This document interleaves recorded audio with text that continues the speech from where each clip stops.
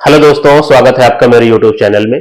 देखिए, इस वीडियो में मैं आपको सिंपल इंटरेस्ट के दो सवाल आपको कराऊंगा, ठीक है ना, जो आपके रिलेटेड होंगे, अमाउंट बराबर वाले सवाल होंगे। जैसे सवाल में आपको लास्ट में दिया रहेगा कि अमाउंट आपका बराबर है और प्रिंसिपल आपको निकालना रहेगा, ठीक है ना। अमाउंट का मतलब हो गया कि मिश्रधन आपका बराबर होगा और आपसे मूलधन निकालने को बोलेगा, ठीक है ना। दो सवाल हम इस वीडियो में डिस्कस करेंगे। अगर आप वीडियो पूरा देखेंगे तो फिर आपको इधर उधर भटकने की जरूरत नहीं पड़ेगी, ठीक है ना। देखो, क्वेश्चन नंबर पहला जो आपका है वो पहले मैं आपको पढ़ के पूरा समझा देता हूं एक एक लाइन, ठीक है ना। यहाँ पे हम क्या कर रहे हैं कि रुपए 2760 की धनराशि को इस प्रकार दो भागों में विभाजित किया जाता है। जो हमारा मूलधन है, आपका प्रिंसिपल है, वो 2760 है। इसको हम दो भागों में विभाजित करके इन्वेस्ट कर रहे हैं, ठीक है, ठीक है। और दोनों को जो है हम लोग 5% के रेट पर आपका इन्वेस्ट कर रहे हैं, ठीक है। पहले भाग को हम 2 साल के लिए और दूसरे भाग को 4 साल के लिए हम लोग इन्वेस्ट कर रहे हैं। और फाइनली हमको जो है जो उनका अमाउंट है आपका वो बराबर मिलता है, मतलब आपको मिश्रधन आपका बराबर मिलेगा। तो आपसे सवाल में पूछा है कि दूसरे भाग की राशि आपकी क्या होगी, ठीक है ना। तो सवाल में तो आपसे केवल दूसरे भाग की राशि पूछा है, लेकिन हम लोग इसको पूरा सॉल्व करेंगे। पहले भाग की राशि और दूसरे भाग की राशि दोनों निकालेंगे, ठीक है ना। देखो, बहुत ही आसान सवाल है, ठीक है ना, केवल देखने में बड़ा है, ठीक है। देखो, यहाँ पे मूलधन आपको 2760 आपका दिया हुआ है, ठीक है। पहले भाग को हम लोग क्या है, देखो रेट आपका सेम है, 5% ही है दोनों के लिए, पहले भाग और दूसरे भाग दोनों के लिए, ठीक है। तो पहले भाग के लिए पहले आप देख लीजिए, पहला भाग, ठीक है ना। पहले भाग में क्या है, आपका रेट आपका 5% है और 2 साल के लिए है। तो टोटल जो ब्याज मिलेगा कितना मिलेगा आपको, 5 को 2 से गुणा करिए, कितना हो गया, 10% आपको ब्याज मिलेगा, ठीक है ना। तो 10% का फ्रैक्शन क्या होता है, 1 में आपका 10, ठीक है ना। अब ये देखो, ब्याज के फ्रैक्शन को रीड करना मैं आपको कई बार बता चुका हूं। इसमें जो नीचे वाली वैल्यू होती है वो आपकी प्रिंसिपल होती है, आपके मूलधन। ये जो है आपका ऊपर क्या होता है, आपका इंटरेस्ट, आपका ब्याज होता है, ठीक है ना। जब हम प्रिंसिपल में जो है इंटरेस्ट को ऐड कर देते हैं तो आपको अमाउंट मिल जाता है, मिश्रधन, ठीक है ना। तो इस रेशियो से हम लोग मूलधन और मिश्रधन का रेशियो लिख सकते हैं, मतलब प्रिंसिपल और अमाउंट का रेशियो लिख सकते हैं, ठीक है ना। तो अगर हम इसको पहले भाग को अगर हम P1 मान ले, ठीक है ना, तो हम यहां से P1 और A1 का रेशियो लिख सकते हैं, ठीक है ना। तो यहाँ P1 की वैल्यू कितनी है आपकी 10 और A1 कितना है 10 में आप एक जोड़िए, कितना हो गया 11, ठीक है ना। तो मूलधन और मिश्रधन का जो रेशियो आया वो 10:11 आया पहले भाग का, ठीक है ना। अब दूसरे भाग का कहानी देखिए आप, ठीक है ना, दूसरा भाग, ठीक है ना। देखो, दूसरे भाग में भी रेट तो आपका 5% है, यहां पे भी लिखे दे रहा हूं, रेट आपका 5% है, ठीक है ना। और हम 4 साल के लिए इन्वेस्ट कर रहे हैं। तो टोटल जो ब्याज मिलेगा कितना मिलेगा, 5 को 4 से गुणा करिए, कितना हो गया, 20% आपको ब्याज मिलेगा, ठीक है ना। तो 20% का फ्रैक्शन क्या होगा, 1 में आपका 5, ठीक है ना। दूसरे भाग को अगर हम मूलधन को, प्रिंसिपल को P2 मान ले और मिश्रधन को हम लोग A2 मान ले, तो यहां से हम P2 और A2 का जो है रेशियो आसानी से लिख सकते हैं, ठीक है ना। यहाँ पे प्रिंसिपल कितना है आपका 5 और जो अमाउंट है कितना है, 5 में 1 जोड़ो, कितना हो गया आपका 6, ठीक है ना। तो यहाँ पे जो आपका मूलधन और मिश्रधन का रेशियो आया 5 आपका 6 आया, ठीक है ना। अब देखो, सवाल में आपसे क्या बोला है कि जो मिश्रधन है वो अमाउंट आपका बराबर होना चाहिए, ठीक है ना। तो यहाँ पे तो अमाउंट आपको 11 दिया हुआ है और यहाँ पे आपका 6 दिया हुआ है, तो इसे हमें बराबर करना पड़ेगा, ठीक है ना। तो देखो, इसको बराबर करने में क्या करो कि जो यहाँ पे 6 है इधर इसको मल्टीप्लाई कर दो, ठीक है ना। तो रेशियो में जब हम इसको 6 से गुणा करेंगे तो इसको भी 6 से गुणा करना पड़ेगा, ठीक है ना। और जो इधर का 11 था इसको इधर जो है 6 से गुणा कर दीजिए। तो देखो, ये 11 छक्का 66 हो गया, इसको हमने 11 से गुणा किया तो इसको भी 11 से गुणा करना पड़ेगा, ठीक है ना। तो देखो, अमाउंट यहाँ पे कितना आया आपका 66 आया और यहाँ पे भी कितना हो गया आपका 66, ठीक है ना। तो दोनों भाग का देखो मिश्रधन जो है आपका वो बराबर हो गया, ठीक है ना। और यहां से हमें मूलधन का भी रेशियो हमको मिल गया। पहला वाला मूलधन हमको मिला है 10 छक्का 60 पहले भाग का, और दूसरे भाग का जो मूलधन मिला है वो कितना मिला है, 11 पचे आपका 55, ठीक है ना। तो यहां से हमें दोनों भाग के मूलधन का जो प्रिंसिपल का रेशियो है वो हमको मिल चुका है, ठीक है ना। तो यहां से आपको क्या मिल चुका है, P1 अनुपाते P2, ज्यादा नीचे ना हो जाए, ये मिल गया आपका 60 अनुपाते आपका 55, ठीक है ना। तो चाहो तो आप 60 अनुपाते 55 लेके सॉल्व कर लो, नहीं देखो ये 5 से कट रहा है तो एक बार इसको काट लीजिए आप, ठीक है ना। तो यहां से जो आपका P1 अनुपाते P2 का जो रेशियो आ जाएगा वो कितना होगा, 12 अनुपाते आपका 11, ठीक है ना। अब इसको आप ऐड करिए 12 और 11 को, तो यहाँ पे मूलधन कितना आया आपका 23 प्रिंसिपल, और सवाल में आपको मूलधन कितना दिया हुआ है 2760। ठीक है ना। अब ये केवल कैलकुलेशन का पार्ट है, तो ये 23 से जो है आपका 120 बार में आपका कट जाएगा। ठीक है ना।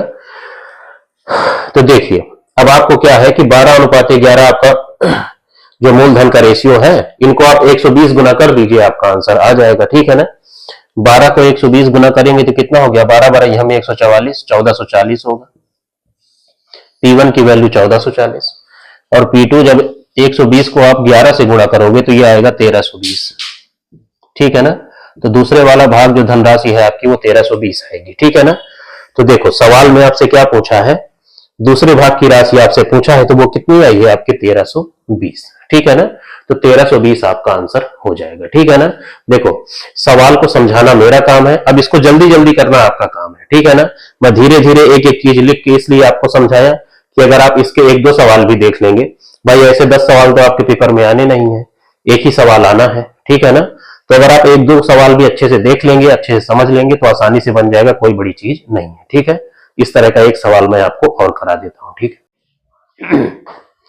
क्वेश्चन नंबर दूसरा देखो, बिल्कुल उसी टाइप का सवाल है। ठीक है ना। इस सवाल को पहले मैं आपको पढ़ के पूरा समझा देता हूं। ठीक है ना। यहाँ पे देखो जो आपका मूलधन है, जो प्रिंसिपल है आपका 12,100 है, उसको दो भागों में आपका विभाजित किया जाता है। ठीक है ना। और उन्हें 3 वर्ष और 4 वर्ष के लिए 6% वार्षिक साधारण ब्याज दर पर निवेश किया जाता है, और निवेश करने के बाद जो है आपका मिश्रधन बराबर प्राप्त होता है। ये देखो आपका मिश्रधन आपका बराबर प्राप्त होता है। तो आपको बताना है दोनों भागों के बीच के अंतर का 75% आपको बताना है। ठीक है ना। तो देखो इस तरह के सवाल को सॉल्व करने के लिए आपको एक बार आपको क्रॉस चेक जरूर कर लेना चाहिए। देखो आपको बताना क्या है, दोनों भागों के बीच का 75% आपको बताना है। ठीक है ना। तो देखो मान लो उनके बीच का अंतर कुछ भी हो, उसका 75% आप निकालोगे ना, तो 75% का फ्रैक्शन क्या होता है आपका 3 बटे में आपका 4। ठीक है ना। तो देखो ऊपर आपका 3 है ना, तो जो आपका 3 से कटेगा वही आपका आंसर होगा। तो देखो 200 आपका 3 से कटता नहीं है, 400 आपका 3 से कटता नहीं है। अब दो ऑप्शन आपके 3 से कट रहे हैं, इसलिए आपको सॉल्व करना पड़ेगा। ठीक है ना।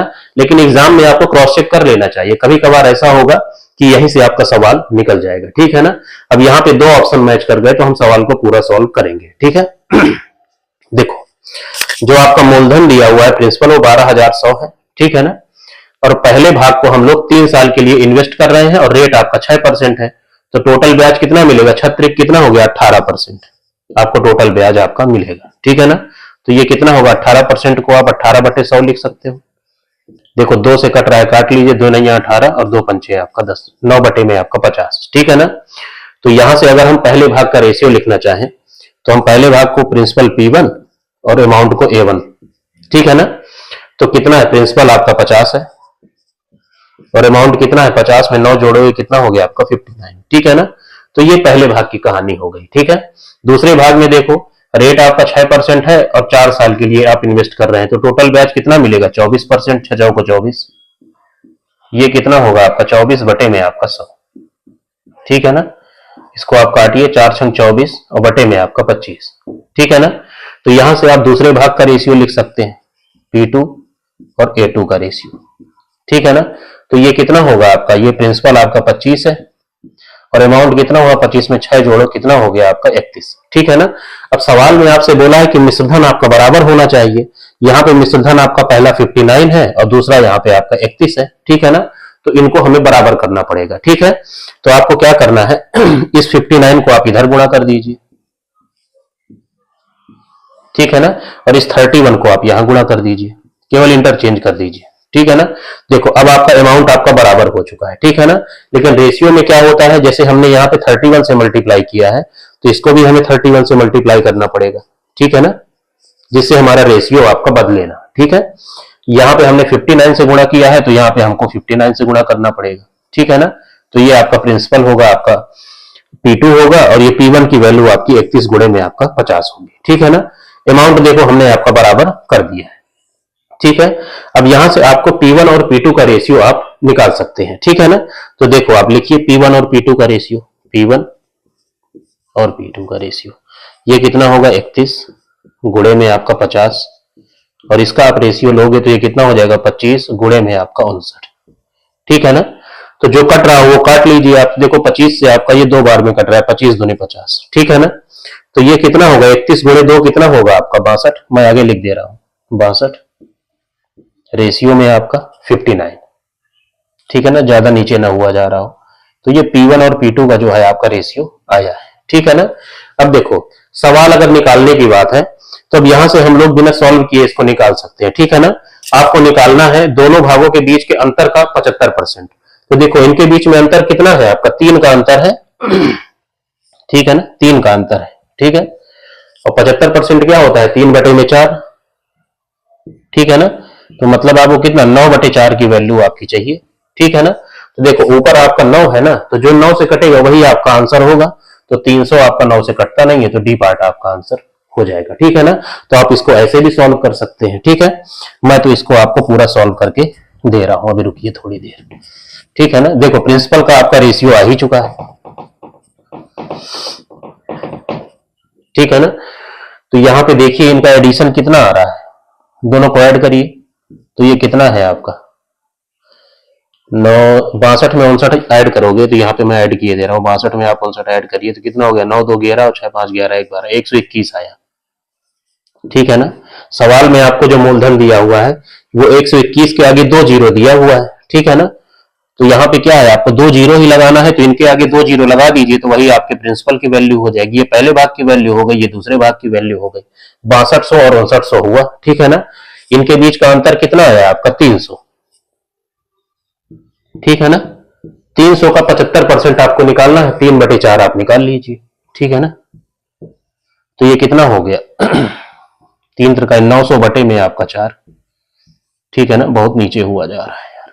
तो ये कितना हो गया, देखो 4 दूनी 8, 1 9, फिर 4 दूनी 8, फिर 4 पंचे 20, तो 225 आपका आंसर आएगा। तो डी पार्ट आपका आंसर हो जाएगा, ठीक है ना। तो देखो अब 2 सवाल मैंने आपको करा दिए हैं, 2 ही सवाल आपके काफी है, ठीक है ना। इस तरह का एक ही सवाल आपके एग्जाम में आता है, वो भी बाई चांस, ठीक है। तो आप इसको अच्छे से प्रैक्टिस करिए और समझ लीजिए। और देखिए सवाल को करने का तरीका आपके दिमाग में होना चाहिए, बाकी आप कैलकुलेशन जल्दी करिए, आपको टेबल याद होने चाहिए, स्क्वायर याद होने चाहिए, क्यूब याद होने चाहिए, आप उतना ही जल्दी सवाल को बना पाएंगे, ठीक है ना। लेकिन इसको करने का इससे छोटा तरीका अब एग्जिस्ट नहीं करता है, आप पूरा यूट्यूब सर्च करके देख लीजिएगा, ठीक है। जय हिंद।